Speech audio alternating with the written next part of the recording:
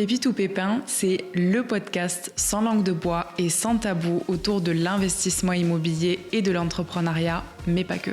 Vous avez toujours eu envie de connaître le secret des personnes qui ont trouvé la bonne idée, le bon business ou le super investissement immo qui a changé leur vie? Comment faire pour vous en inspirer et atteindre vos objectifs, qu'ils soient financiers, immo, business ou perso? Nous, c'est Valérie et Sophie, sœurs investisseuses et coach en immo, et on vous dévoile en toute transparence les coulisses des projets hors du commun faits par des personnes comme vous et nous. S'ils ont pu le faire, alors vous aussi. Bonne écoute! Salut Marina. Hello les filles. Bienvenue sur le podcast. Merci beaucoup de votre invitation. Écoute, merci à toi d'être avec nous. On est très contents de t'avoir avec nous. Est-ce que tu peux commencer par te présenter très rapidement, nous expliquer qui tu es et ce que tu fais? Très bien. Eh bien, je suis Marina, la fondatrice du concept store holistique La Scénographe, qui est un concept store de créateurs français, essentiellement made in France, orienté shopping éthique, art de vivre et bien-être. Et donc, dans la boutique qui se situe à Saint-Georges, dans le 9e, il y a à la fois une petite salle de yoga et une cabine de soins. Parce que l'idée, c'est que ce lieu soit un peu un lieu ressource où on puisse aussi bien acheter de belles choses qui sont faites avec soin, que ce soit à la main, de l'artisanat, etc. Et qu'on puisse aussi découvrir une expérience un peu holistique, bien-être, ou faire un soin en cabine, que ce soit une séance d'hypnose, un massage énergétique. Enfin voilà, c'est vraiment un lieu un lieu de vie. Respectueux et qui a vocation à faire du bien. Ok, excellent. Voilà. Ça donne envie d'y aller, de passer un moment. Est-ce que tu peux nous expliquer un petit peu d'où t'es venue cette idée, comment ça a démarré? Parce que d'abord, il y a eu un blog aussi. Donc, Est-ce que tu peux expliquer un peu l'histoire de ce qu'il y a derrière la scénographe du coup? Ouais. Donc, le projet, il a commencé à 9 ans déjà, avec un blog de tendance et d'art de vivre. Mode, déco, lifestyle de manière générale. Il n'y avait pas de plan, il n'y avait pas de business plan. Tout s'est fait de manière hyper organique et intuitive. Le blog, ça a été une révélation pour moi. J'ai adoré écrire sur les tendances, etc., les bonnes adresses parisiennes. Assez rapidement, je crois, au bout de 6 mois, j'ai créé la société. J'ai quitté mon CDI en événementiel, dans l'industrie télé. Tellement j'étais portée par ce nouveau projet. Je ne savais pas où j'allais précisément et comment j'y allais. Mais c'était assez évident, donc j'ai créé ma société, j'ai monté une marketplace, donc un site qui rassemblait tous mes coups de cœur de créateurs, mode, déco. Et puis ensuite, il y a eu des pop-up physiques 2 fois par an. Donc il y a eu, une dizaine de pop-up peut-être, notamment Espace Beau Repère sur 200 mètres carrés, où j'accueillais une trentaine de créateurs pendant une semaine sur 200 mètres carrés, entièrement scénographiés. Donc je faisais venir des énormes camions de mobilier vintage pour vraiment que ça ait une âme et que ce soit pas juste des portants. Vous savez, les marchés de créateurs, parfois, c'est pas toujours hyper sexy. Et là, je voulais vraiment qu'il y ait un univers qui soit créé, qui soit l'univers de la scénographe. Il y avait des collections capsules qui étaient créées aussi, toute une campagne de communication. Et voilà. Et donc, ça a été pendant quelques années. Et puis après, c'est imposé un peu l'envie d'avoir un lieu physique où je puisse recevoir mes clients. Puisque comme c'était de belles pièces, un petit peu plus cher que la moyenne, puisque made in France, d'artisanat, je trouvais important que les gens puissent voir ces pièces, les toucher, que je puisse leur raconter l'histoire de chacune de ces produits, chacun de ces produits, ce qui n'est pas possible ou plus difficilement possible en ligne sur un site. Donc j'ai eu une première adresse rue Condorcet pendant 2 ans, en collaboration avec une très belle marque de fauteuils vintage entièrement restaurés. Et il y a 4 ans, j'ai créé donc ce nouveau lieu, donc la boutique actuelle, qui était à la base donc ce concept store, puis post-Covid, qui s'est transformé donc en lieu un peu plus de vie avec la cabine de soins et la salle de yoga. Ce projet, il me suit vraiment dans mes envies, dans mes étapes de vie. Et pendant le confinement, j'avais eu un décès, ça a été un peu difficile. Et donc, je me suis mise, j'avais enfin le temps de me déposer quelque part dans mon appartement tous les jours. On ne pouvait pas sortir pendant 2 mois. Et donc, je me suis mise à la méditation et au yoga. Et forcément, quand on pratique tous les jours le yoga et la méditation, ça change beaucoup, beaucoup de perspectives. Et donc ça, c'était les 5 ans de la scénographe. Et j'ai vraiment eu envie de transformer ce lieu en lieu de vie, donc la salle de yoga, la cabine de soins. Et petit à petit, assez intuitivement, la sélection qui était un peu plus déco s'est orientée de plus en plus bien-être, beauté, des choses à base d'huile essentielle, plein de choses pour des produits ressources, pour se faire du bien et faire du bien aux gens qu'on aime quand on offre un cadeau. pas juste un petit truc mignon, rigolo, mais juste un objet qui a une histoire et voilà. Ouais, qui a du sens. J'adore. Et du coup, j'ai un milliard de questions qui me viennent en tête. C'est très, très beau, en tout cas, de voir l'évolution du projet et qui paraît... Enfin, j'imagine que c'était pas si fluide parce que j'imagine que tu as beaucoup de questionnements, d'étapes, d'obstacles, etc. Mais qui paraît, quand on parle, relativement fluide et qui colle à ton image à toi et à tes évolutions de vie aussi. Donc, c'est très, très beau à voir. J'aimerais juste qu'on retourne un tout petit peu au début. Quand tu as lancé ton blog et que tu as quitté ton taf, est-ce que tu savais pas forcément où tu allais aller ? Est-ce que tu avais un budget de côté ? Est-ce que tu avais une épargne de côté ? Est-ce que tu avais déjà, par exemple, des rentrées d'argent avec ce blog ? Ou est-ce que tu l'as quitté parce que tu t'es dit, OK, il faut que je m'y mette à fond ? Enfin, tu étais dans quel état d'esprit, en fait, quand tu as fait ça ? Quand j'ai eu le blog, j'avais 30 ans. Et je m'étais dit, si à 30 ans, tu n'es pas pleinement épanoui dans ton métier, tu changeras. Mais c'était vraiment une idée qui était là un petit peu, mais je pensais pas être un jour entrepreneur, je pensais pas créer ma société, enfin c'était vraiment voilà. Et donc j'ai 30 ans, j'ai ce blog, je me dis non mais c'est vraiment une évidence. Moi je travaille beaucoup à l'intuition et je me fais confiance, donc en général quand je suis portée par des élans, c'est en général ma vérité en tout cas. Et donc en fait j'ai eu la chance de pouvoir négocier une rupture conventionnelle. Il y a eu beaucoup de bienveillance, on m'a vraiment porté, les gens savaient que je bossais jusqu'à 1h du matin sur mon blog, etc. Donc à la base, petite erreur, j'ai fait un congé sabbatique de 6 mois. Okay. Donc là j'étais sur mes économies, parce que j'étais dans une grosse structure avec des participations annuelles, donc voilà. Donc 6 mois de test, mais très rapidement j'ai compris que je reviendrai jamais. et je me souviens d'avoir appelé mon patron en disant bon en fait vous savez, c'est tellement évident que vous savez, la personne qui me remplace, offrez-lui le poste. Faut qu'elle reste. Voilà. Et donc, rupture conventionnelle, donc la sécurité financière pendant 2 ans pour construire mon projet. Voilà. Donc, ça s'est fait comme ça au départ. Et après, donc, le blog au début, les 6 premiers mois de congé sabbatique, il n'y avait aucun business model. J'avais envisagé de mettre un peu des encarts pub, mais moi, ça me dérangeait parce que ça venait altérer un peu ma ligne éditoriale. Je voulais pas que ça casse mon message. Et voilà, donc j'étais un peu puriste. Et puis ensuite, la marketplace. Donc je trouve que c'est génial avec le digital aujourd'hui. Alors, on parle de ça, c'était il y a quand même un certain temps, il y a 9 ans, il s'est passé tellement de choses depuis.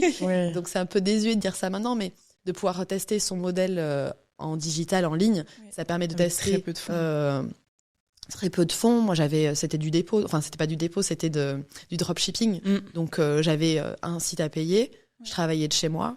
Et donc voilà, donc il y avait mon blog drainait, générait un trafic sur le e-shop, ce qui est pas du tout évident au début, d'avoir un flux un peu dynamique. Donc ça, c'était le blog qui m'apportait ça. Et voilà, donc du coup, et puis après il y avait les pop-up 2 fois par an qui généraient beaucoup d'argent en très peu de temps. Mais c'était une telle organisation, enfin meubler 200 mètres carrés pour une semaine, accueillir tous ces gens, enfin voilà, donc c'était hyper intense. Et moi, je crois que mon dernier pop-up, l'avant-dernier pop-up, j'étais enceinte. Donc, j'étais enceinte, voilà, en petite robe, en petits talons. Et j'étais waouh, en fait, là, je peux plus rien porter. Enfin, et puis, je sentais que c'était un peu la fin de ce modèle de pop-up qui était hyper énergivore et hyper challenging parce que c'est des campagnes de com. Enfin, je travaillais dessus pendant 6 mois. Donc, il y avait beaucoup de CA qui étaient générés en très peu de jours, en 7 jours, qui permettaient, du coup, pareil, j'avais un business model. Alors, c'était intuitif, hein, c'était vraiment du bon sens pour moi, mais c'était d'avoir ce lieu qui coûtait, je crois, 7 000 € la semaine. Donc, les créateurs donnaient une participation pour avoir le droit, pour avoir accès à l'événement. Puis, je prenais une commission sur les ventes. Et donc, en fait, j'assurais déjà la location. Donc, en fait, il n'y avait pas de prise de risque. J'ai toujours géré mon business sans trop prise de risque. J'aime le côté organique à taille humaine parce que ça me correspond. Et en échange, les créateurs, ils avaient vraiment une visibilité. On co-créait des produits exclusifs ensemble. Je faisais un photoshoot pour qu'il y ait vraiment toute une campagne. Et il y avait un thème à chaque fois que je choisissais en fonction de mes envies du moment. Donc, il y avait vraiment toute une histoire qui était racontée et sur laquelle on travaillait pendant 6 mois. Et après, le pop-up était l'aboutissement de ça. Voilà. Waouh, ça fait beaucoup de taf. Mais c'est vrai que c'est super comme modèle parce que c'est vrai que au début, tu as pu peut-être tester des choses en ligne sur ta marketplace à toi, tu as pu prendre le temps de sélectionner les marques avec lesquelles tu voulais bosser aussi, et puis en fait, ça a évolué vers plus le concept store, etc. Le fait de s'assurer après derrière aussi de demander une participation, ça c'est top. Mais en même temps, t'as aussi, tu leur donnes la visibilité, ils t'en donnent aussi parce qu'ils ont peut-être déjà des clients fidèles. Donc en fait, c'est vertueux. Ouais, c'est génial Oui, comme. ça porte. Ouais, absolument. Et du coup, pour la marketplace, donc avant même du coup vraiment les pop-up, etc. Comment est-ce que, enfin, du coup, est-ce que tu avais besoin de beaucoup de capital pour lancer ça? Alors c'est une grosse blague. Mon capital est de 100 euros. Toujours aujourd'hui. Et ça me fait rire. Je dis, mon Dieu, c'est un peu la honte quand même. J'aurais fallu quand même qu'il y ait 1000 euros. Et non, j'ai vraiment commencé avec zéro. J'avais un peu d'économie, ça payait mes frais de site, ça payait mon logo. Ouais. Mais j'avais vraiment zéro budget. C'était pas anticipé comme projet. Ouais. C'était pas, je me suis pas dit pendant 1 an, alors je vais faire ça, je vais quitter mon boulot. Et non, c'était en fait une évidence. Oui, Ok, j'ai le blog. Moi, c'est vrai que je fonctionne vraiment comme ça. Ouais, complètement. Ouais. Mais je trouve que c'est très bien parce que souvent, il y a beaucoup de personnes qui se posent beaucoup trop de questions et qui se disent... C'est ce qui fait que tu vas pas aussi, quoi. C'est ce qui te bloque. Parce qu'au final, toi, c'est ce que tu dis, c'est que il y a pas eu ce questionnement de comment je vais faire et comment je vais gérer. Non, tu l'as senti. Ouais. Tu as eu du coup ce congé sabbatique qui t'a laissé le temps de confirmer que... Donc en fait, tu t'es juste écouté et t'as roulé dedans un peu naturellement, quoi. Clairement, et c'est vrai que le mental, il est là pour nous protéger, pour nous mettre en sécurité. L'intuition, c'est notre vérité. Donc, c'est vrai que si on écoute le mental, il est là pour avoir du bon sens et faire des choix avisés. Mais si on est trop dans le mental, on se bloque. C'est là où on fait pas. Donc, c'est vrai que j'imagine que j'ai un peu cette chance de réussir à pas être trop dans le mental. Le mental, je l'utilise vraiment pour le côté pratico-pratique et le bon sens.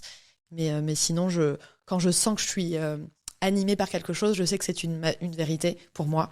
Et donc, à ce moment-là, je fonce et je déploie toute l'énergie parce que je suis quand même très passionnée. Donc, quand je fais quelque chose, je le fais à 100%. Donc, voilà, c'est vraiment des élans du cœur. C'est un peu ours, mais... Non, voilà. Mais c'est très beau et c'est ce qui fait que tu en es là aussi aujourd'hui et que la scénographe existe comme ça. Est-ce que tu dirais que c'est aussi comme ça que tu as sélectionner les personnes avec qui tu travailles, enfin comment c'est venu justement tous ces créateurs, comment est-ce que tu t'es mis en contact avec eux, comment ça s'est passé avec eux? Alors toujours pareil, de manière hyper organique et non réfléchie. Ça sera le thème du podcast. Disons qu'en fait, comme j'écrivais des articles sur des créateurs, comme j'avais ce travail un peu de journaliste, je faisais 5 articles par semaine sur différents sujets. Donc en fait, je me souviens, la première marque avec qui j'ai travaillé, je travaille encore avec elle. D'ailleurs, je porte des bijoux cette créatrice, For Crosses, marque parisienne, et je me souviens très bien, je lui ai dit Sophie, j'avais fait un article sur elle, je lui ai dit Sophie, si je fais une marketplace, tu me suis, il me faut, je crois que c'était 12 ou 20 créateurs pour lancer le site, je lui ai dit tu me suis, parce que j'étais un petit peu comme ça, je savais pas, c'était nouveau, et elle me dit bah oui, je te suis, on y va, et tout s'est fait comme ça de manière, au début je pense que c'était des gens que je rencontrais, dont j'aimais le travail, donc on travaillait ensemble, et puis évidemment plus le temps passe, plus les gens viennent à toi. Oui. Et donc te propose t'envoies un mail et te propose leur book et tu décides si ou non ça a du sens pour toi, si c'est le coup de cœur. Et donc voilà, après il y a eu aussi des marques, c'était le bouche à oreille, il y a eu parfois c'était drôle, je rencontrais un ami qui me dit mais ma sœur elle a une super marque, et au final c'est effectivement une super marque qui vient juste de se lancer, donc je fais go, on y va. Et j'aimais bien aussi cette dimension de dénicher des talents.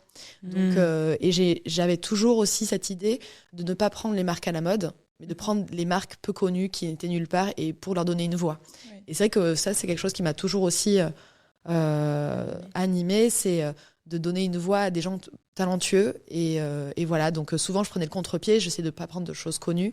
Et c'est une de mes petites fiertés, c'est qu'il y a plein de marques que souvent je suis la première à les distribuer.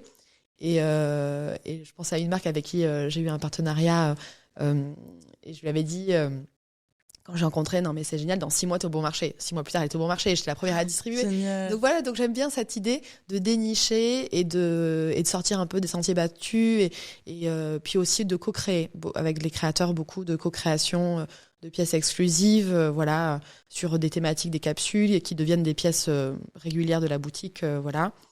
Et voilà, pour ce point de vue un peu singulier, un peu différent, voilà. Ouais, mais c'est génial parce que c'est vrai que ça, c'est peut-être difficile au début parce que t'as tendance à te dire, mais en fait, si c'est pas déjà connu, si c'est pas déjà à la mode, c'est risqué, entre guillemets, est-ce que les gens vont aimer, etc. Ouais. Mais c'est aussi très bien parce que si justement ça décolle, enfin, déjà de 1, c'est ton image de marque, donc c'est aussi les gens viennent chez toi parce qu'ils peuvent trouver ça pour l'instant nulle part ailleurs. et parce que c'est particulier et que c'est voilà. Et quand ça décolle, bah, c'est encore mieux parce que voilà, t'as contribué à ça. Chouette, Donc ouais. et puis t'as la visibilité après qui vient derrière aussi, donc c'est super super chouette. Et donc du coup ensuite au niveau donc t'as basculé de la marketplace au pop-up. Comment est-ce que tu t'es organisé là-dessus, surtout pour on va parler un petit peu la partie immobilier parce que sur ce podcast on parle aussi un petit peu d'immobilier. Comment est-ce que tu t'es organisé pour trouver les lieux? Parce que bon, on est quand même à Paris, donc j'imagine que c'est pas facile. C'est certainement très onéreux. Des espaces, voilà, où tu peux vraiment organiser ce genre de choses. Il y a quand même des restrictions, j'imagine, Ouais. enfin, d'emplacement, de place, etc. Donc d'accueil de public, de sécurité, enfin. Et puis t'as tellement de choses à organiser pour clair. une semaine très courte, donc tu peux Ouais. pas te louper. Donc comment est-ce que tu t'es organisé pour faire tout ça? Alors, le tout premier pop-up, c'était via mon attaché de presse qui m'avait mise en relation avec une galerie qui s'appelle Sgt Pepper, qui était juste au pied de Beaubourg. Et donc, très belle galerie d'art, d'illustration, qui faisait, je sais pas, peut-être 150 mètres carrés. Et donc, il m'avait confié gratuitement le fond de la galerie. Et donc, j'avais un espace, voilà, c'est mon premier pop-up. Donc là, il y avait pas 20-30 créateurs, peut-être qu'il n'y en avait que 6 ou 7, je me souviens plus. Mais voilà, donc là, c'était vraiment la bienveillance de Cyrielle, la fondatrice de Sgt Pepper, qui avait dit « Ok, on lui ouvre nos portes ». Donc, hyper chouette. On a fait deux pop-up chez elle. Et donc, voilà. Ensuite, je crois que ça a été, du coup, la galerie, l'espace Beaurepaire, rue Beaurepaire, donc là, 200 mètres carrés. C'est énorme. Donc, c'est énorme, c'est ambitieux. C'est un lieu, c'est marrant, parce que j'étais tombée sur ce lieu par hasard. Il y avait une vente de créateurs. Et je me souviens du sentiment, et c'est qu'après coup, je me suis dit, ah, mais c'était le lieu où j'avais été une fois. Et en fait, ce lieu, c'était beau, tout était beau, il y avait plein de beaux objets vintage, et j'ai dit, waouh, c'est incroyable. Et ben, je sais pas comment j'ai trouvé ce lieu, je sais plus. Mais en tout cas, voilà, bon, par contre, c'était 6 000 ou 7 000 euros la semaine, donc c'était un vrai budget. Ouais. Donc, effectivement, il fallait trouver une manière d'assurer le coup, et donc je pouvais pas me permettre parce que j'avais pas beaucoup de trésor. Donc, il fallait être sûr que même si ce n'était pas le succès attendu, il fallait que ce soit sécurisé et que ce soit safe et que je ne perde pas d'argent. Donc, du coup, il y avait ce modèle avec 30 créateurs, une participation chacun. Déjà, il y avait un équilibre qui se faisait, qui assurait, voilà. Donc, ça, c'était l'espace de repère. Je crois que j'ai fait 6, 7 salons là-bas. Et le dernier que j'ai fait, c'était un autre modèle. Donc là, on n'était plus dans le côté marché de créateurs, mais c'était rue du Château d'Eau. Alors j'oublie le nom, c'est un lieu, un testeur de commerce qui fait angle, qui est voilà, rue du Château d'Eau, à un angle hyper bien placé. Plus petit, ça devait faire 50 mètres carrés. Et donc là, j'ai fait 2 pop-up de Noël, je crois. Et donc là, c'était vraiment, ça a commencé à devenir une boutique. C'est-à-dire que les créateurs n'étaient plus physiquement présents. Et j'avais scénographié le lieu, voilà, selon ma collection qui s'appelait Cosmic Winter. Donc avec toute cette capsule, avec plein de choses un peu magiques, avec du bleu, du doré, un peu stellaire. Et voilà. Et donc là, ça a commencé à prendre ce format boutique. Et voilà. Et là, j'étais jeune maman, j'avais un petit baby de 3 mois. Wow. Ouais, non, mais je me dis, mais quelle folie, quelle énergie on a parfois quand on lance un projet. Ah ouais. C'est dingue, et je serais incapable de déployer autant d'énergie toute seule. Ouais, donc pop-up de Noël, ouvert 7 jours sur 7 pendant 1 mois. Ma fille a 3-4 mois. Mais donc, on est d'accord que, petite parenthèse, tu as donc organisé tout ce pop-up pendant que tu étais en fin de grossesse. Ouais. Et du coup, quand t'as accouché, comment t'as fait? T'as pas pris de temps off, en fait? Non. Et ça, ça, je recommande pas du tout. J'imagine.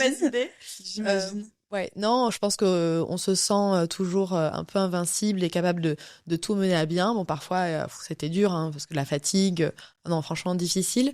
Et je le referai pas. Enfin, vraiment, c'était pas la meilleure idée. Mais il fallait, en fait, parce que c'était Noël, que ma fille est née en septembre. C'était Noël, c'est là où il se passe le plus de choses, donc il n'y a pas le choix, il faut y aller. Ouais. Donc voilà, j'avais une marque qui était en collaboration avec moi, donc on se partageait un peu le temps du pop-up, mais j'étais hyper fatiguée. Et puis comme j'aime bien toujours tout faire en mode à fond, en janvier, j'ouvrais la première boutique et j'étais sur un escabeau en train de peindre. Mais non. Donc voilà, hyper intense. Tout en même temps. Tout en même temps, et ouais, hyper fatigant. Et quand en fait, le problème quand on est entrepreneur, je pense que la majorité des entrepreneurs font des burn-out. On a du mal à se mettre les limites aussi. On a du mal à se mettre les limites parce que les enjeux sont hyper importants, qu'on est complètement porté par notre projet. Mais il faut savoir, ça c'est la grande sagesse qu'il faut transmettre en tant qu'entrepreneur aux personnes qui débutent. Aménagez-vous des moments de rien, de vide. Enfin, ne travaillez pas tous les... Enfin, moi, alors, mon ex-mari est aussi entrepreneur et je l'ai toujours vu bosser comme un dingue jour et nuit. Et donc, je pense que ça a été aussi notre manière de fonctionner. Donc, je travaillais 7 jours sur 7, 15 heures par jour avant d'avoir ma fille. Aujourd'hui, je ne travaille plus jamais le soir. Ce n'est pas du tout, je ne peux pas. Et donc voilà, donc je pense que c'est une erreur. Les 3 premières années, quand on est entrepreneur, je ne sais pas ce que vous en pensez, mais on est à 10 000%, on ne vit qu'au travers du prisme de notre société. Parce qu'on est, voilà, c'est galvanisant, c'est génial. Et il faut donner beaucoup, beaucoup d'énergie. Mais c'est un parcours du combattant, donc on ne peut pas tenir comme ça 10 ans.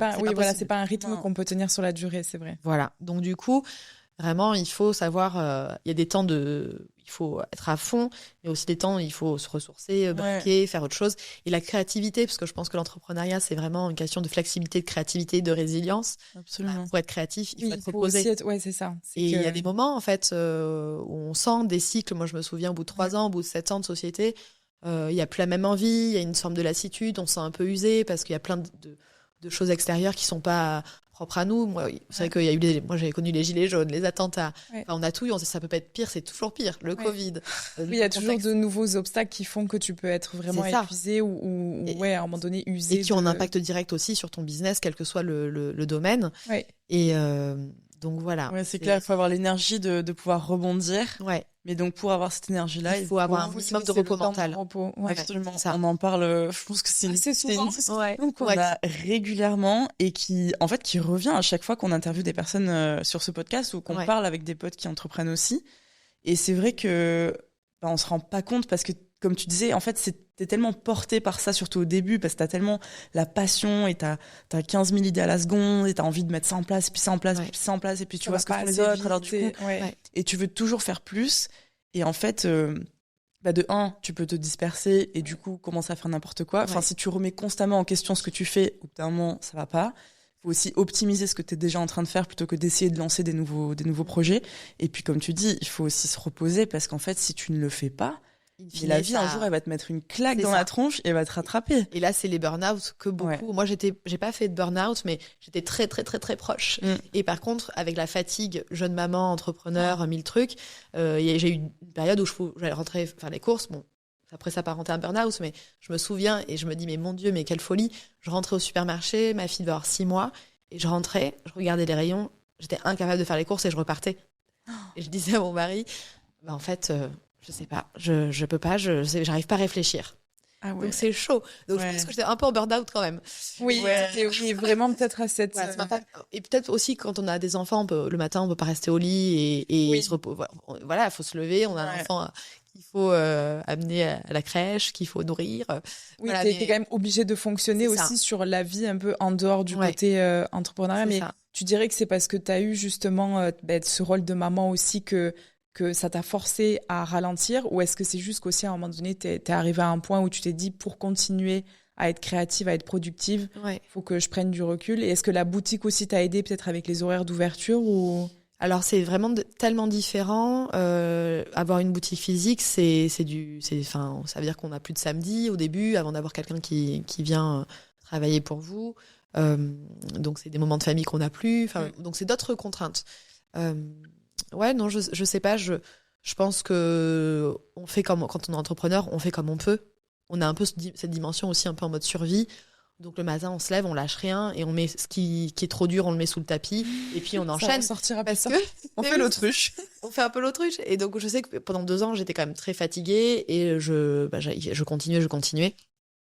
Et après cette découverte, je fais peut-être partie des gens qui peuvent dire que le Covid a été, qu'on a été vraiment enfermés pendant 2 mois, ça a été un peu un cadeau parce que j'avais l'obligation de ralentir. Le e-shop continuait, donc il y avait quand même des commandes, des choses, mais je pouvais passer du temps chez moi avec mon mari, avec ma fille. Je faisais du yoga, de la méditation, c'était incroyable de pouvoir faire. Je faisais plus de sport depuis, je pense, 10 ans. T'as fait une pause un petit peu du corps et de l'esprit, et tout s'est clarifié. Et le yoga, ça permet de Ça permet de se recentrer, d'apaiser le mental, de se reconnecter à sa créativité, à son intuition. Il y a tellement de vertus pour le corps et pour l'esprit que tout à coup, j'étais brand new. C'était vraiment, hop, ok, donc là... C'est reparti un peu d'une page blanche. C'était une pause nécessaire, obligatoire, et pour moi, c'était un peu un cadeau. C'est tombé au bon moment. Ouais, et ça m'a permis, pour les 5 ans de la scénographe, de transformer le lieu et d'avoir un nouvel élan, voilà. Ouais, et j'allais dire justement comment cette période, comment elle s'est passée pour toi, parce que tu dis que tu avais encore cette marketplace aussi. Elle existe toujours. Elle existe jamais toujours. Arrêté, Voilà, donc en fait, c'est ce qui t'a permis aussi de traverser le Covid, c'est que cette activité, tu l'as en ligne. C'est ça. Et est-ce que tu l'as conservée aussi pour ça, en te disant que tu avais toujours 2 opportunités. Il y a le physique, mais il y a toujours c'est une volonté de le garder, ça. Oui, je pense que moi j'ai commencé avec ça. Il y a plein de gens qui ont créé leur site par obligation dans un second temps parce qu'ils ont une boutique. Il y a plein de boutiques physiques à l'époque qui n'avaient pas de e-shop. Oui. Voilà, moi j'ai commencé par un e-shop, donc c'était évident que ça a continué. Et même si les ventes aujourd'hui en ligne ont baissé, ça reste une vitrine et les personnes elles ont besoin d'aller regarder un petit peu, de repérer avant de venir en boutique, ou elles viennent en boutique, donc elles réfléchissent pour un tableau, par exemple une aquarelle. Elles vont regarder à la maison avec leur mari, avec les copines pour faire un cadeau. Donc c'est vraiment une vitrine, un support essentiel. Et au-delà des ventes, il y a la dimension vente, mais voilà. Donc c'est évident que ce site, il a totalement sa raison d'être. Ouais.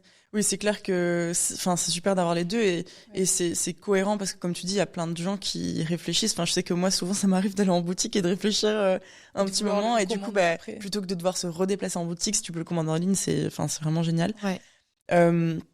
Du coup, le lieu que tu avais, donc la boutique que tu avais déjà en fait pendant le Covid. Ouais. Comment est-ce que tu as restructuré est-ce que du coup tu as dû rajouter de la surface pour créer l'espace bien-être, le studio de yoga? Ou est-ce que tu avais déjà de l'espace que tu as aménagé pour créer ce studio et cet espace? Alors en fait, la cabine de soins, c'était un bureau. Ok. Et l'espace stockage du sous-sol n'était pas utilisé parce que comme je travaille en flux tendu avec mes créateurs, j'ai toujours des petites séries. J'ai de quoi stocker à l'étage joliment, tout à portée de main pour pas avoir à descendre et monter quand on est avec des clients. Donc en fait, c'était 2 espaces un peu inutilisés. Et voilà, donc du coup, il a suffi de les transformer, de mettre un peu de budget pour les transformer. Ok. Bah, c'est top ça, parce que c'est vrai que si tu avais eu à trouver un autre local, ça aurait été... encore des frais. On était tous très très fragilisés post-Covid. Ouais. Moi, je sais qu'il y avait une marque de suspension déco qui cartonnait à l'époque, que je vendais beaucoup, donc c'est vraiment ce qui m'a sauvé mon Covid. Là-dessus, c'était top. Mais par contre, on a été la reprise a été très lente. Et depuis... l'après-Covid, tout est bouleversé. Enfin, à Paris, notamment, dans le 2e aussi, plus spécifiquement, c'est que les gens ont changé de manière de vivre. Il y a une vraie déconsommation. Les gens partent beaucoup plus en week-end. Comme il y a le télétravail, on peut partir 3-4 jours sans souci en travaillant 2 jours de Normandie, de Bretagne, voilà. Ouais. Donc, il y a vraiment une transformation aussi du retail en ce moment très profonde. Ouais. Voilà. Ouais, qu'il faut du coup qu'il faut garder en tête parce que maintenant on le sait, mais qu'on savait pas forcément pré-Covid. Est-ce que justement t'avais réfléchi justement aux évolutions, à quand tu as trouvé ce local, est-ce que tu l'avais imaginé déjà évoluer, se transformer, ou est-ce que tu savais un petit peu que t'allais pouvoir être flexible si jamais? Pas du tout. Pas du tout, ouais. Pas du tout. En fait, ce lieu, on l'a co-ouvert avec une marque qui s'appelle Atelier Mouti, qui fait de la papeterie du papier peint. Et donc, en fait, on avait imaginé ce lieu à 2 dans cette collaboration-là. Elle avait déjà une boutique rue d'En-Raymond. Et en fait, suite au Covid, elle a décidé de se recentrer sur sa première boutique. Et donc, moi, j'ai récupéré pleinement le lieu. D'accord. Donc, en fait, il a fallu aussi composer à partir de ce nouveau schéma-là qui n'était pas anticipé dans un contexte de Covid un peu intense. Ouais. Donc, voilà. Mais je crois que quand on est... pareil, c'est mon côté un peu bisounours, mais quand on est animé, sincère et que tout vient, tout c'est des élans du cœur et qu'on veut faire les choses bien, en fait, les choses, elles se calent bien. Donc, en fait, cette partenaire, en plein Covid, me dit finalement, je vais changer de stratégie. Est-ce que tu es OK pour récupérer le lieu? Moi, je dis OK, je le récupère parce que je veux pas le lâcher, ce lieu. Ouais. Et donc, j'en fais une opportunité après pour autre chose. Et je me dis, bon, alors moi, comme je fais du yoga à fond, j'aimerais trop transformer le sous-sol en salle de yoga. Je fais, non, mais Marina, t'es pas pour te faire que plaisir. Donc, du coup, réfléchis parce qu'on n'ouvre pas une salle de yoga comme ça. Enfin, bref. Donc, je me suis dit, tu rêves. Mais c'était ça qui m'animait. C'était l'indicateur de l'intuition, il était là. Et j'ai parlé avec une amie qui est experte à la base en marketing et qui est aujourd'hui business coach, mademoiselle Pierre, Stéphanie. Je l'ai appelée et je savais qu'il fallait que je l'appelle, mais je savais pas pourquoi. Et à un moment donné, j'ai dit, oui, je crois que ça y est, je sais pourquoi je l'appelle. Et je lui ai dit, est-ce qu'on ferait pas une collab pour les 5 ans de la scénographe ? Et qu'est-ce qu'on peut faire ? Parce que moi, j'ai cette idée de faire une salle de yoga, mais je pense que c'est pas raisonnable. Enfin, je pense pas que ça puisse faire l'argent nécessaire, Et donc, on a parlé, on a imaginé la collab des 5 ans. On a fait, elle m'a coaché pendant, je crois, il y a eu une session de brainstorming, de travail en collaboration pendant 2 semaines, je crois. Et je crois que c'est elle qui m'a soufflé cette idée de cabine de soins et qui m'a introduit à quelques premiers partenaires, dont Laura de Hello Hypnose que vous avez, je crois, reçu dans le podcast aussi. Laura qui est partenaire de la boutique depuis 3 ans. Donc voilà, c'est Stéphanie qui me l'a fait rencontrer. Enfin voilà, donc en fait, je me dis, bon, voilà, j'ai cette envie, mais elle me paraît pas réaliste d'un point de vue business. Je contacte quelqu'un dont c'est le métier de m'accompagner dans cette transformation, qui me donne aussi des contacts, qui me conforte dans mon idée. Et puis là, c'est le truc, mais évident, et je retrouve un nouvel élan, une nouvelle... cette passion, en fait, ce feu qu'il faut avoir quand on est entrepreneur, sinon autant aller se coucher et arrêter tout de suite. Et comme quoi aussi, c'est très important, je pense, d'oser aussi parler de ses idées et de ses projets, parce que de un, ça te permet de structurer aussi certaines choses qui peuvent tourbillonner, parce que j'en connais une autre qui est comme ça. C'est que le fait de le poser un peu, ça permet de se structurer, et le fait aussi de le partager avec d'autres personnes. Il y a des choses auxquelles tu n'aurais peut-être pas pensé, il y a des contacts que, effectivement, carrément. Alors que si tu restes dans ton coin toute seule à bosser et à essayer de, voilà, ça peut très bien sortir, mais c'est aussi magnifique de voir ce que on peut faire à plusieurs, quoi. C'est les projets voient vie, et c'est beau, quoi. Ouais, carrément. Absolument. Non, c'est vrai qu'on a tendance à rester un peu dans son coin aussi, hein, à pas trop en parler, à pas oser, parce que voilà, peut-être que les gens vont dire qu'on est fous enfin, il y a plein de gens qui vont nous décourager parce que après, souvent, ça part d'un bon fond aussi. Il y a des personnes qui veulent notre bien et qui, du coup, ont peur, voient aussi les mauvais côtés ça va pas marcher, ça va te coûter de l'argent, ça va pas rapporter, blablabla.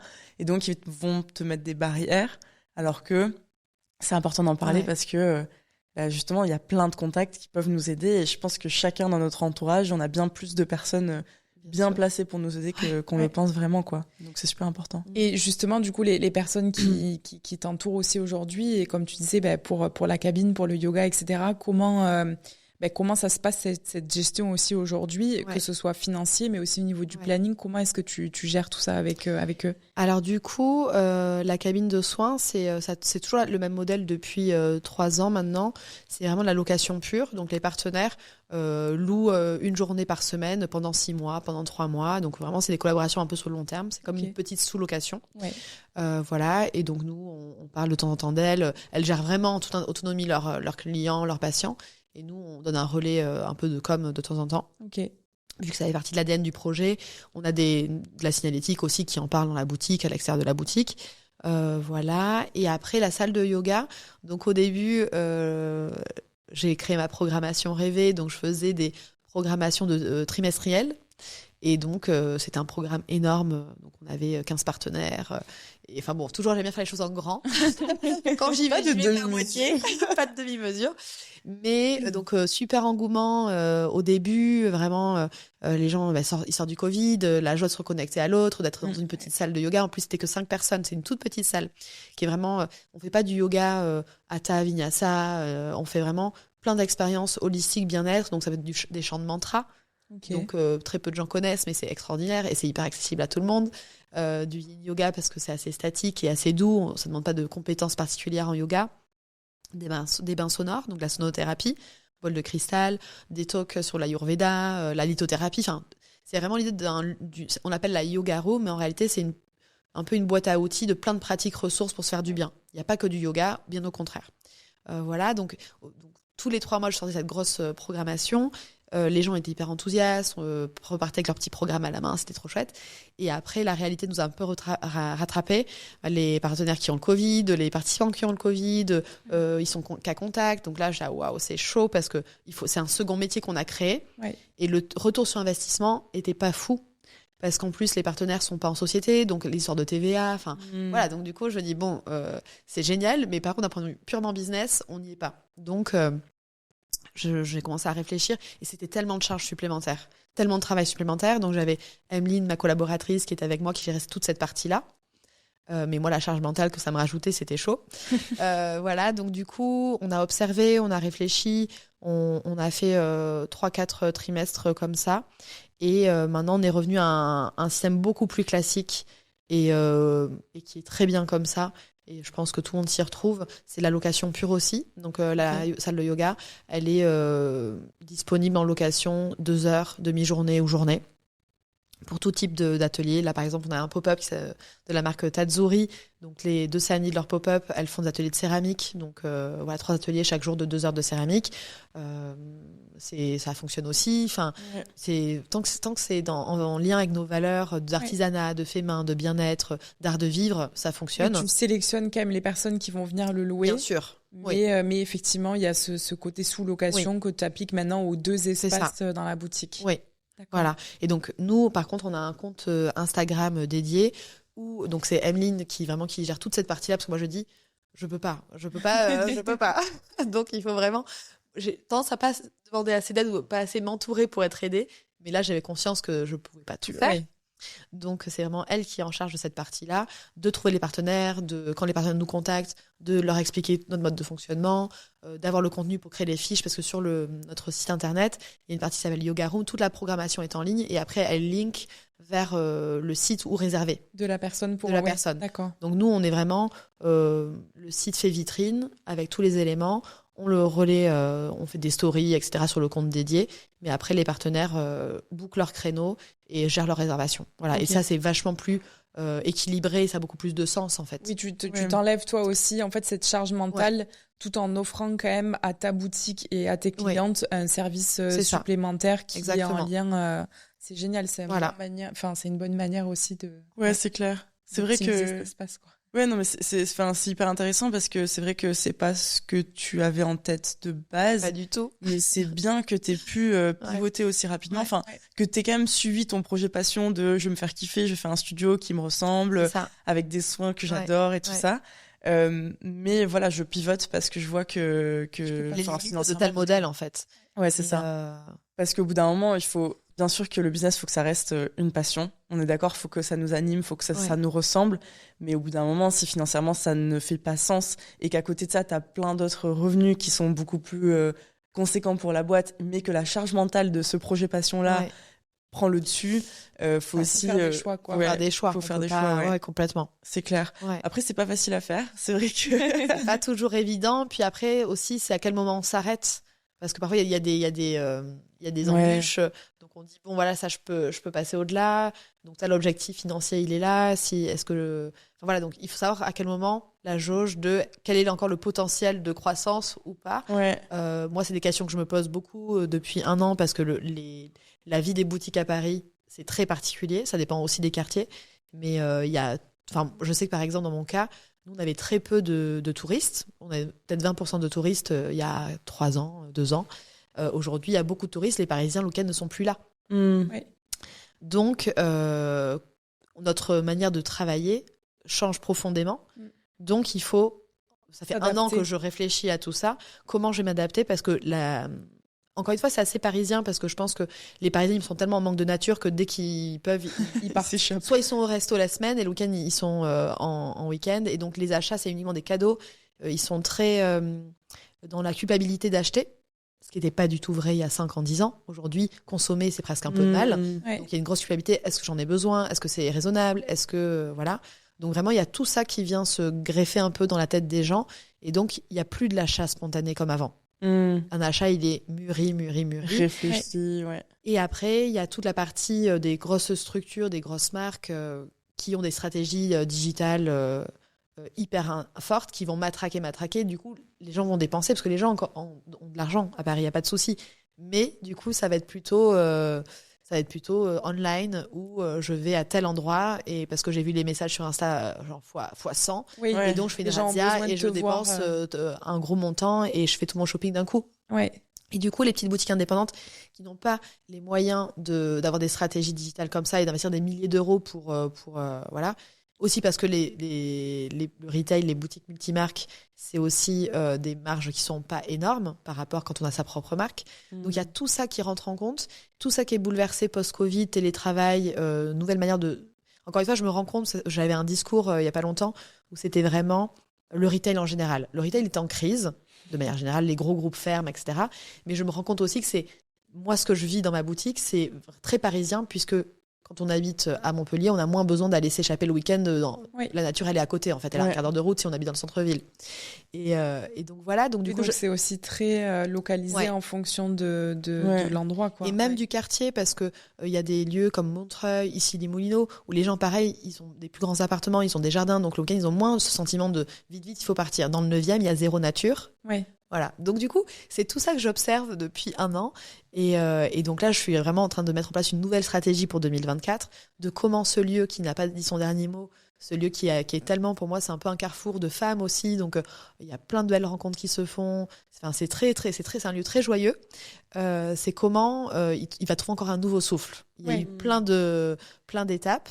Et c'est un lieu qui a une forme de maturité, on va dire, mais qui souffre d'un contexte global qui n'est pas entre mes mains totalement. Et donc, comment on va faire fonctionner ce lieu en 2024 ? Ça, c'est vraiment au cœur de mes réflexions du moment. Du coup, il y a plus quand même un projet de garder ce lieu et de garder cette adresse. C'est pas une volonté de trouver un emplacement qui est différent. Non. C'est vraiment de composer avec ce que tu as, ce que tu connais, mais du coup de l'adapter à ces changements un peu, on va dire, socio-démographiques aussi. Oui. Enfin, c'est ça. Parce que c'est un lieu que j'adore. Profondément, c'est un quartier que j'adore, vraiment aussi. Donc, si un jour la boutique devait s'arrêter, il n'y en aura pas d'autres. C'est celle-là, en fait. Je sais que c'est celle-là et que ce quartier. Et donc, voilà. Et puis, il a un vrai potentiel. Donc, je pense qu'il faut encore réinventer, remanier plein de choses pour s'adapter à un contexte retail complexe. Et au final, c'est l'entrepreneur. Je pense que c'est l'entrepreneuriat. C'est ça, c'est l'ADN de l'entrepreneur, quoi. C'est toujours ça. Parce que nous, par exemple, l'accompagnement en ligne, c'est la même chose. Il y a eu beaucoup d'évolutions avec le Covid, mais voilà, on voit aussi le comportement des personnes qui changent. Comme tu dis, il y a des gens qui ont aussi besoin de te voir et de te revoir et avant d'avoir confiance. Enfin, voilà, je pense qu'il faut s'adapter à n'importe quel domaine dans lequel on est et dans lequel on évolue. Il faut s'adapter à nos clients et comment est-ce que eux ils ont leur mindset aussi. C'est ça, s'adapter au mindset de nos clients, exactement. Et comment on fait à partir de là. C'est clair. Et comment tu l'avais trouvé ce lieu initialement ? Pourquoi est-ce que tu avais choisi ce spot-là, cette boutique-là ? Est-ce que tu avais déjà des clients, des personnes qui te connaissaient via les pop-up, via le site, qui du coup tu savais qu'ils étaient très concentrés dans cet endroit-là sur Paris, ou est-ce que vraiment c'était comment est-ce que t'as fait une étude de marché pour te dire il y aura assez de trafic piéton pour que ça marche, comment est-ce que t'as choisi et tu t'es implanté dans ce spot-là ? Alors du coup la première boutique a été rue Condorcet, donc à 5 minutes à pied. Donc déjà il y avait cette expérience de 2 ans où je voyais que la clientèle correspondait beaucoup à mon offre. Des gens qui ont un certain pouvoir d'achat, plutôt au CSP+, avec un attrait pour le beau, pour l'artisanat, le made in France, pour nos valeurs. Donc ça fonctionnait bien. Et donc c'était assez cohérent de rester dans ce quartier-là. Moi, c'est un quartier que j'adore. Ça fait 16 ans que je vis à Paris. J'ai toujours été... mon premier job, c'était Boulevard Barbès. Vraiment, j'ai toujours été beaucoup dans ce quartier. Et l'expérience de 2 ans rue Condorcet a montré que j'étais au bon endroit. Voilà. Et donc, on a visité plusieurs lieux, assez quand même déjà spontanément dans le 9 et le 18e. Et puis, ce local était tellement génial, c'était le coup de cœur, quoi. C'était genre, waouh, il est trop beau. Ouais, c'était waouh. Il est au pied du métro Saint-Georges, donc c'est un quartier qui est hyper charmant, qui a beaucoup d'âme, c'est un peu comme un village. Tout le monde est à pied, voilà, c'est vrai, comme à Paris, mais vraiment tout est à taille humaine, c'est un petit village, tout le monde se connaît. Et donc, grand attachement au quartier. Et je pense que, oui, les gens du quartier sont connectés à ce qu'on propose comme offre. Donc, c'était assez intuitif, comme tu dis, toujours. Mais oui, après, voilà, c'est vrai que aujourd'hui, avec 6 ans de vie boutique, c'est vrai que si je devais trouver un nouveau lieu, je pense que je serais plus pragmatique donc est-ce qu'il y a une boulangerie, est-ce qu'il y a un marché, est-ce qu'il y a un pressing, un vétérinaire. Moi, je vois que ça, c'est des petites choses qui sont importantes. D'être sur le passage des rituels des gens du quartier. Donc le pressing, le vétérinaire, c'est cool. D'être près d'hôtels. Alors il y a beaucoup d'hôtels dans le 9e, donc c'est bien aussi d'avoir les touristes qui gravitent quand même pas mal, parce que les touristes vont être beaucoup plus à Montmartre et aux Abbesses, donc nous on est en dessous, mais finalement il y a quand même beaucoup d'hôtels, donc voilà, ça c'est... Donc, après il y a d'autres petites choses, c'est que ça j'y avais pas du tout pensé à l'époque, mais le fait que la rue soit en pente, apparemment c'est pas forcément une bonne chose, parce que les gens ils sont plus dans un moment, au lieu de flâner, ils sont dans l'effort physique. C'est ça, non, mais c'est ce qu'on m'a dit. Mais non, mais c'est drôle, on m'a dit ça, et c'est vrai apparemment. Je dis, bah, quand même, c'est pas l'Everest non plus. Non, mais oui, voilà. C'est des petites choses que tu apprends au fur et à mesure, et tu grandis aussi du coup avec les projets, mais c'est intéressant. La rue en montée, j'y avais jamais pensé. Ouais. Ben ouais, moi non plus, mais en fait ça fait sens. Enfin, c'est clair en fait, que voilà, on monte ou enfin voilà, c'est un lieu de passage. Soit on monte un peu dans l'effort, soit on descend, on va un peu vite. Ouais. Oui, t'es pas là en train de flâner, en train de regarder les vitrines. Ouais, c'est ça. C'est assez étonnant. Et ce qui est assez étonnant aussi, c'est le nombre de personnes qui disent « Ah, mais j'avais jamais vous été là, j'habite à 2 rues, mais je passe jamais là. C'est jamais mon lieu de passage. Ouais. » Donc en fait, d'où la force. Bon, il y a la vie de quartier, mais des réseaux sociaux, de la com, faut être vraiment multicanal. Ouais. Après, c'est pas évident quand t'as une petite structure avec peu de budget, de tout gérer, d'être multicanal et d'avoir aussi d'être sur tous les fronts. Ça, c'est le gros la différence entre une boutique indépendante qui va peut-être avoir 1 ou 2 vendeuses et une marque, une franchise qui a voilà tous les leviers financiers, marketing, voilà. Ouais. Oui, ça fait une différence.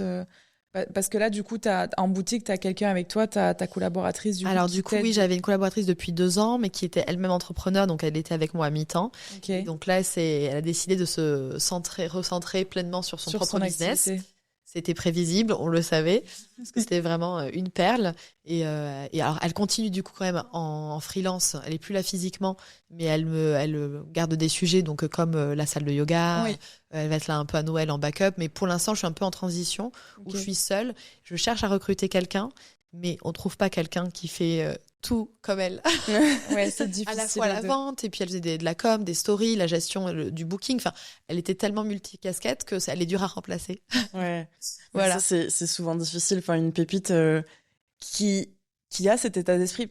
Le mindset d'entrepreneur. En fait, voilà, c'est quelqu'un. J'allais dire quelqu'un qui est un peu couteau suisse et dont tu as besoin quand t'es, déjà surtout quand tu te lances au début, t'as besoin de quelqu'un comme ça. Ouais. Et même quand t'es encore toi à 100% sur ta boîte et que t'as besoin d'un bras droit pour t'aider, il faut quelqu'un qui sache faire ce que tu fais toi aussi. Ouais. Donc, et qui est animé, en fait, qui est heureux le matin de venir dans Elle, c'était elle qui était venue suite à un live avec Mademoiselle Pierre dont je vous parlais tout à l'heure.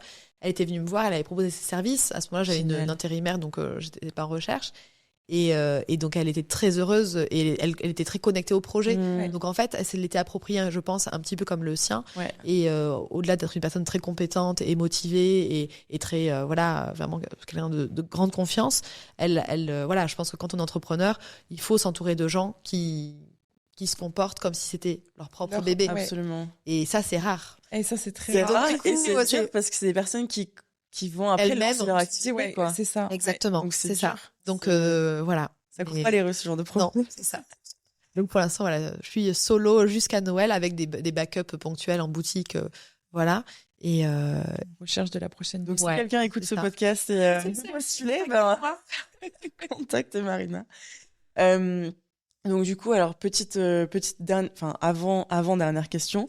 Comment justement est-ce que tu gères la communication, parce que du coup tu as la com du site, enfin de la marketplace du site en ligne, tu as la com du coup de la boutique aussi, t'es omnicanal, donc t'es sur Instagram, t'es voilà, sur quelle plateforme est-ce que vous êtes et comment est-ce que tu gères tout ce contenu, parce qu'on sait que c'est un travail titanesque. Enfin, nous on est sur 3 plateformes, ça suffit amplement et c'est un boulot à temps plein, quoi. Donc c'est sûr. Alors du coup, nous, ce qu'on fait, c'est forcément Instagram, newsletter. Essentiellement, c'est ces 2 leviers-là, je dirais. Pinterest, mais c'est pas, je l'utilise pas vraiment de manière optimisée, voilà. Mais donc Instagram, c'était Emeline qui faisait beaucoup de contenu, donc on mettait le planning des contenus de manière hebdomadaire. Et pareil, la newsletter, c'est elle qui l'a géré aussi. Donc là, c'est vrai que je reprends tout de la main sur tout ça. Il y a un peu moins de newsletter. Forcément. Voilà. Et après, les stories, j'ai repris un peu. On faisait tout sur Canva, donc des choses assez léchées, jolies, avec des thématiques, avec des quiz. Donc c'était assez, voilà. Mais j'ai repris une communication du coup plus spontanée en boutique, avec voix off, où j'emmène les gens en boutique avec moi. Et finalement, je pense que c'est pas une mauvaise chose, Ouais. parce que je crois que on était peut-être un peu plus figé en faisant des choses Canva, template, hyper tatata. Et donc là, je crois que c'est bien d'incarner ce que je disais aux filles de Tazuri la semaine dernière. Finalement, c'est vrai qu'une photo, une story d'un livre statique sur une table basse, même s'il y a une jolie bougie à côté, c'est un objet qui vit pas.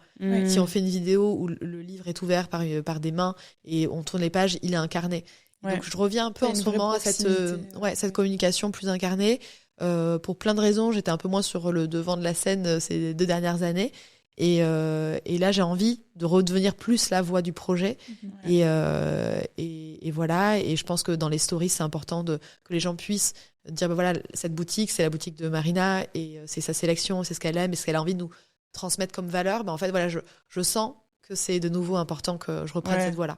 Remettre ta personnalité, ton identité vraiment au cœur du projet. C'est ça. Ouais, Qui était beaucoup plus le cas à l'époque, puisqu'avec le blog, on voyait plus en photo, il y avait plus d'interviews, puisque je me montrais plus. Voilà, les gens venaient plus à moi parce que je me montrais plus aussi. Ouais. Et ça, je l'ai moins fait parce que moins le temps, jeune maman, t'es prise dans pour plein de raisons. Ouais. Mais là, je me sens plus disponible pour voilà, redonner de la voix et c'est hyper excitant, c'est chouette. Ouais, c'est cool, ça fait un autre projet créatif à nous. Ouais, j'allais dire peut-être que c'est arrivé au bon moment aussi, malgré que t'aies pas envie qu'elle parte. Au final, ça te force à te remettre dedans. Ouais. Parce que c'est vrai que quand on a un projet, plus il y a d'effectifs, plus il est un peu désincarné. Sauf si on a vraiment un visage public tellement fort que ça fédère à fond. Mais c'est vrai qu'on prend pas les sujets de la même manière, on se les approprie pas de la même manière, ça je le ressens.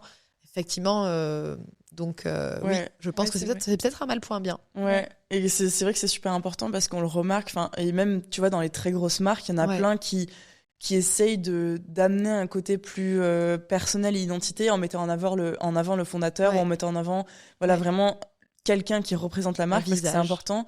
Voilà, un visage, un côté humain, une personnalité, parce que les gens, ils ont besoin de comprendre qui est derrière ce projet. Et est-ce qu'on se sent connecté à cette personne et à ses valeurs? Et est-ce que sa posture nous appelle, en fait? Ou est-ce qu'on dit, oulala, c'est la vibe, je l'aime pas? Et je pense qu'en fait, on est dans une époque tellement désincarnée de plein de choses qu'on a besoin de se sentir connecté aux autres.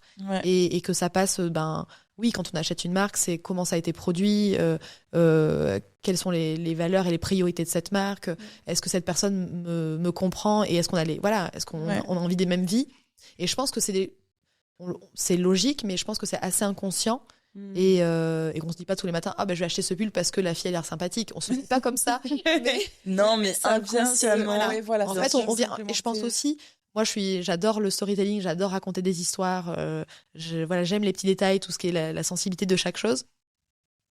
Et j'ai perdu le fil de ce que je voulais dire. Non, mais dire. du coup, je comprends ce que tu veux dire, c'est qu'en gros, tu adores raconter des histoires et donc forcément, les gens de toute façon, il y a besoin de ça. Je pense que tu as besoin de raconter l'histoire du produit et de pourquoi, encore une fois, qui est derrière, pourquoi est-ce que toi, tu l'as choisi. Exactement. Qu'est-ce que t'as fait ressentir ce produit-là et donc pourquoi est-ce que les personnes vont être amenées à l'acheter aussi, à se l'approprier, parce que c'est pas parce que c'est toi, mais c'est parce que peut-être que les personnes, elles comprennent, elles accrochent soit à toi et à la façon dont toi tu l'as choisi, soit elles accrochent à l'histoire du produit et c'est toi qui vas le mettre en avant, en fait, cette histoire. Donc c'est super important et c'est vrai que je pense que le fait que tu vas pouvoir à nouveau te pencher là-dessus, ça va remettre à nouveau je pense. en avant. Je le sens comme ça.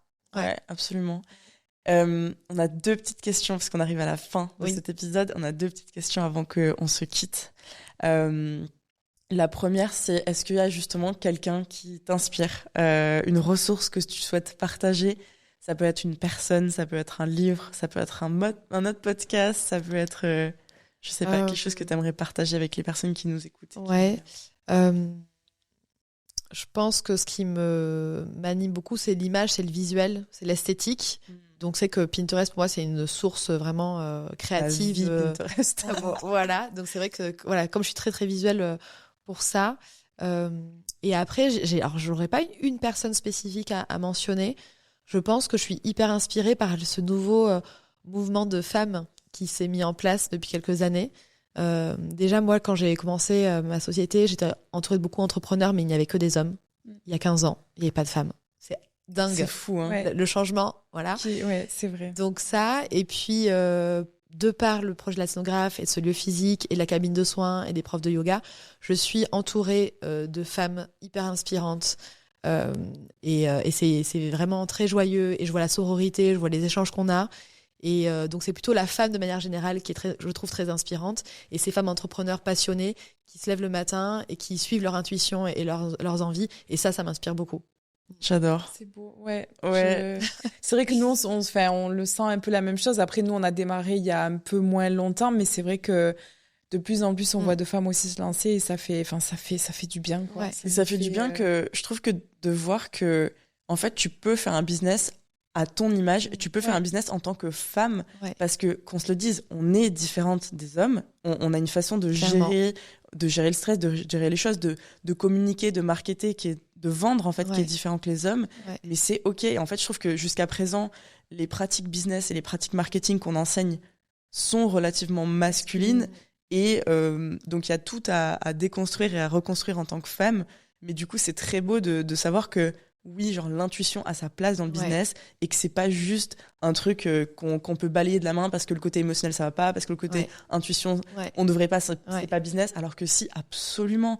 Et ça a vraiment, vraiment sa place. Et du coup, c'est marrant parce que pour l'instant, on a interviewé beaucoup de femmes sur le podcast. C'est pas, je sais pas si c'est pas forcément volontaire, mais c'est juste que naturellement, ça se fait comme ça. Enfin, au niveau de l'intuition, forcément, tu vas vers les femmes parce que tu vas faire les personnes qui te ressemblent un peu. Et ça ressort à chaque fois. Et ça ressort à chaque fois. C'est l'intuition, c'est vraiment savoir s'écouter. Et je trouve que faire le business, c'est génial. Entreprendre différemment, et ça marche. Donc ça, c'est vraiment chouette. Donc c'est très, très beau. Donc je suis 100% d'accord avec ce que tu viens de dire. Du coup, notre dernière question, c'est du coup, qu'est-ce qu'on peut te souhaiter à toi, Marina, et qu'est-ce qu'on peut souhaiter du coup à la scénographe? Qu'est-ce qu'on peut me souhaiter? Qu'est-ce qu'on peut souhaiter à la scénographe? Beaucoup de passion, beaucoup de joie, beaucoup de créativité, beaucoup de flexibilité, voilà. Toutes ces choses qui sont essentielles pour aller de l'avant et puis suivre son chemin pour aller là où on doit être. Voilà, je crois que c'est ça. Et vraiment de la joie et de la passion, c'est mes deux moteurs principaux, et j'ai envie qu'ils restent là, hyper ancrés en moi. Génial. Voilà. Eh ben, écoute, on te souhaite ça. On te souhaite ça. Et merci beaucoup à toi. Merci à vous pour cette invitation. J'étais hyper heureuse d'échanger avec vous ce matin. Écoute, pour nous aussi, vraiment, je pense que ça se voit. Pour ceux qui vont l'écouter, peut-être que notre sourire va se voir aussi. Mais en tout cas, vraiment, merci beaucoup. C'est très inspirant pour nous aussi. Et on mettra du coup toutes les ressources dans la description pour les personnes qui souhaitent te contacter, qui veulent visiter la boutique, qui veulent visiter le site. On mettra tout du coup en description. Et puis encore une fois, merci beaucoup. Merci, à bientôt. Les filles, à bientôt. Ciao. Merci. Merci d'avoir passé ce moment à nos côtés. On espère que vous avez trouvé l'échange du jour inspirant et qui vous a donné l'énergie nécessaire pour, à votre tour, passer à l'action dans vos projets. Si cet échange vous a plu, n'hésitez pas à nous mettre 5 étoiles et à vous abonner à ce podcast pour ne louper aucun épisode. Dites-nous en commentaire quel invité ou quel sujet vous aimeriez entendre une prochaine fois. On se retrouve la semaine prochaine pour un nouvel épisode. En attendant, vous pouvez retrouver nos tips IMO et Mindset au quotidien sur Instagram et sur YouTube en tapant Siving Sisters dans la barre de recherche. À la semaine prochaine.